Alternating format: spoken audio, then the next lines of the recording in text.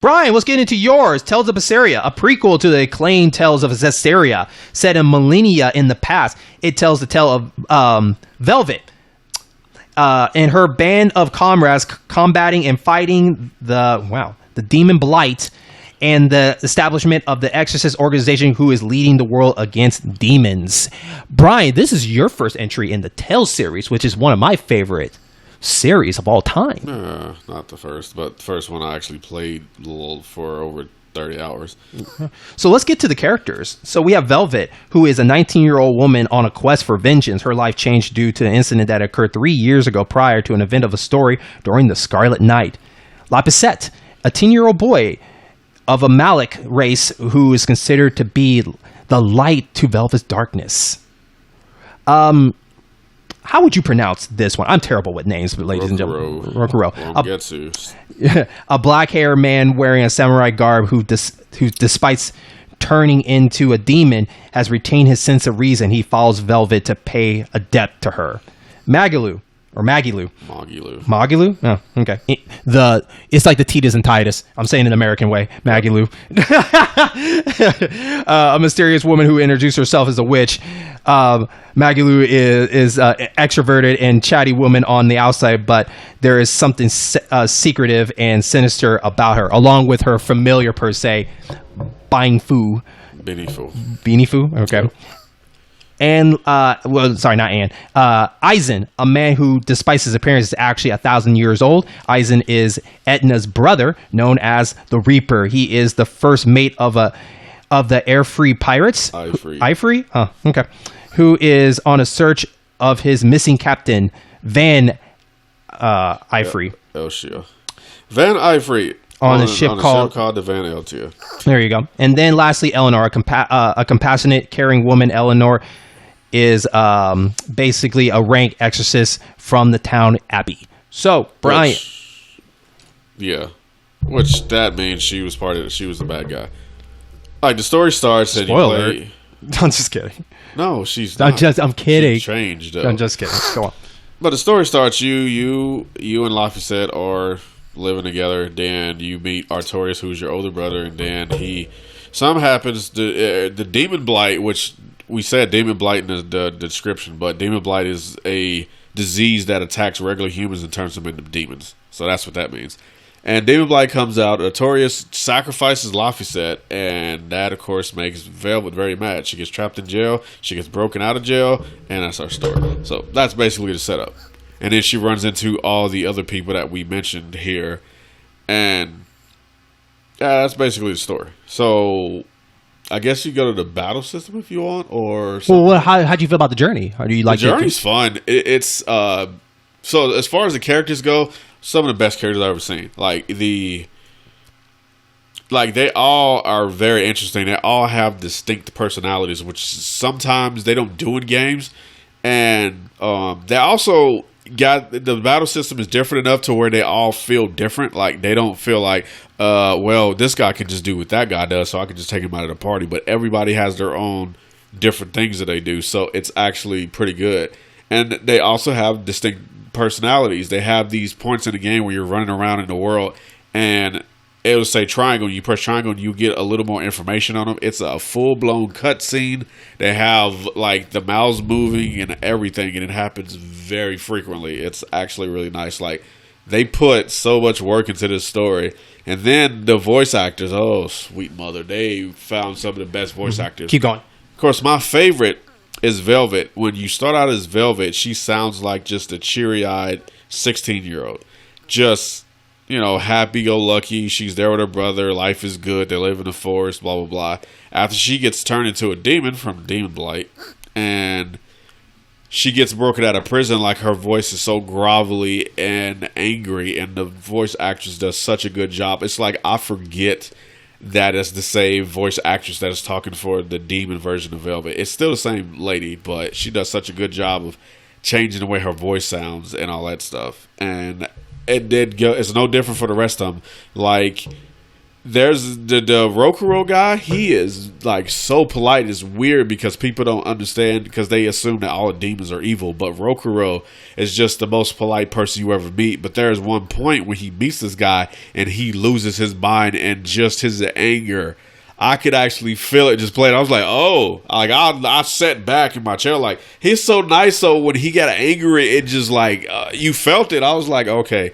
These actors need like a pay raise. I know the game is old, but you need to go find every one of them and pay them some more because that is ridiculous. And again, every single person that we just mentioned has something where it's like, I can't believe that actor went to there. Like Laphicet gets mad, and he's like a cheery little boy. Magalu is so happy-go-lucky, like she doesn't care about anything. And then there's a scene where she gets real sad and somber, and it is just freaky crazy. But yeah.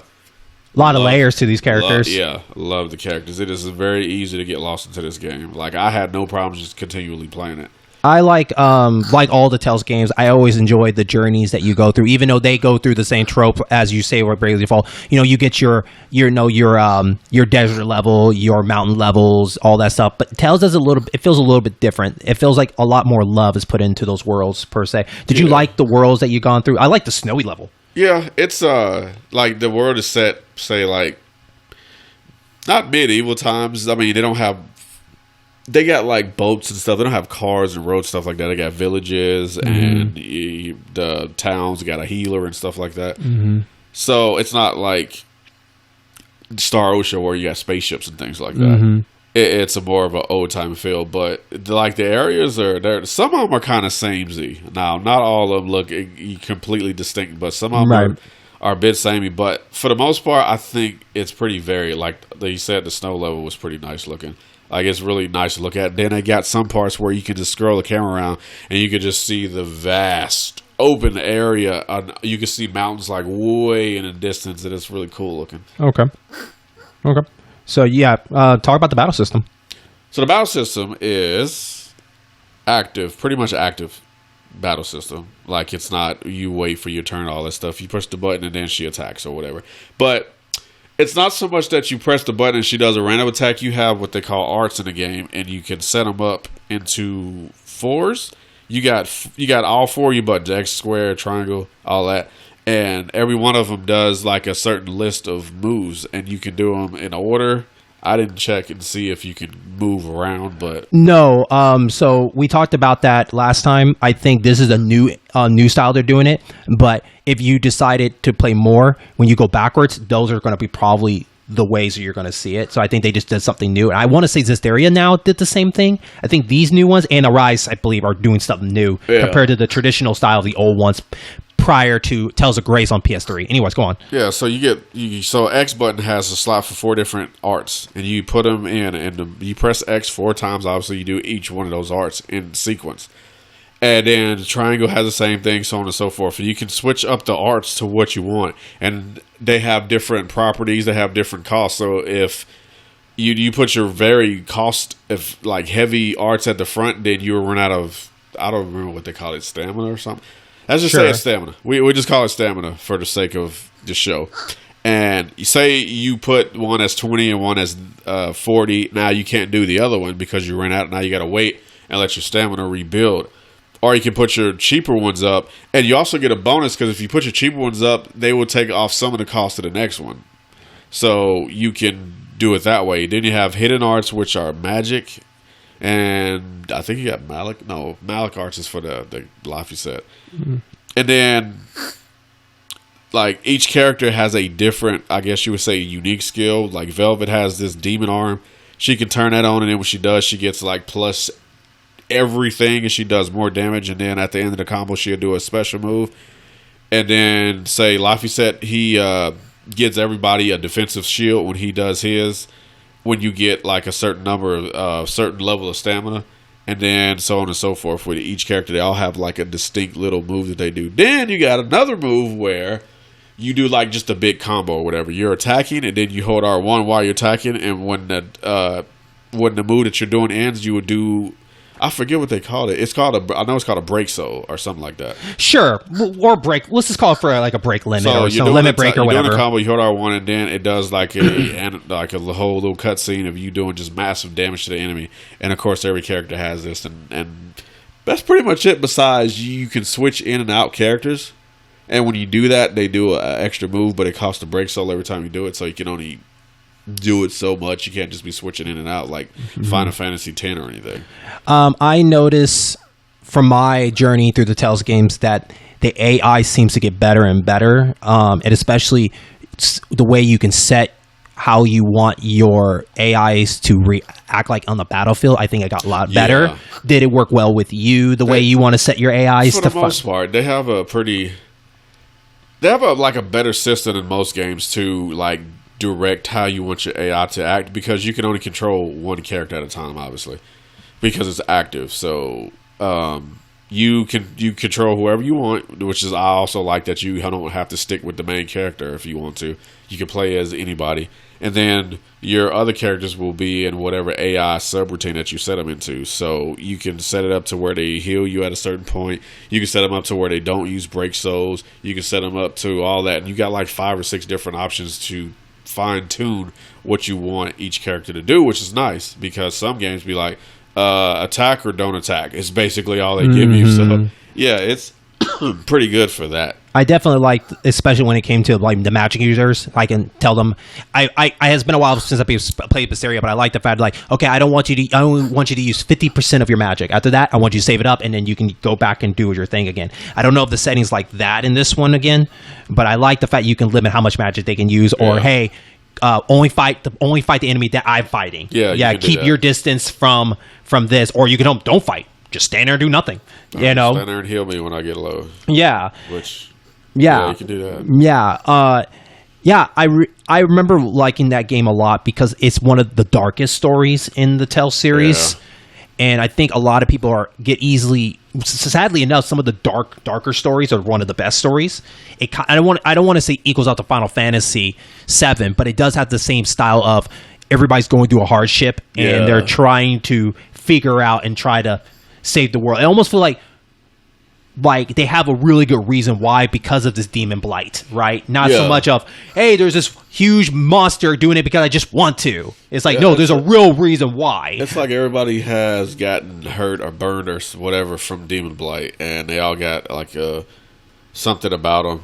And so you get all these ragtag bunch of people together that all have hurt and whatever, and they just all have a common cause, so they try to go stop it, I guess. Okay. I mean, there's like not a monster to fight. There's a person to fight, but you know, it's not their driving force except for the main character. It's her driving force, mm-hmm. But everybody else they're helping out the main character because they develop a relationship. So they all have their own reasons for doing certain stuff, but they're following her because they developed a relationship. So it's not like, oh, we're all fighting the same person, because I swear I played some game where this one person hurt every single person on the team. I don't know. I think I was thinking Inuyasha or whatever. But yeah, there's one guy, and he hurt you and you and you and you and you. No, they all just like, well, you don't like him, I don't like him either. And that's what it is. I do say Tales definitely got better in a couple RPG games where, like, when it's time for them to do a cool super move or they're one of their hidden tiles, it's cool to watch them do it. Especially, like, I think, doesn't Aizen does something cool with a coin? Yeah. I really like coin that always lands on Tails, by the way. Yeah. So I always like the tricks they do on the battlefield. That's their signature thing. Is like, that is their thing. Like you said, it's not like every other. The one thing too, I didn't look at time to look at the case of this. So I don't want it. Someone can correct me on this. I believe that almost every Tales game up to maybe this game or maybe this area, I have to go back, are always 4-player games. There have always been multiplayer or 4-player co-op. But the tough part of playing co-op is just the camera angle, because it follows the main character. But here's the thing, though. The only co-op only works in the battle. You know, it's not like, you know, you all get to go your separate ways or you run together on the same map. No, your only friends get to play with you when you get into a battle, and then they get to fight. And so, but that's it. I don't think it's really worth it, per se.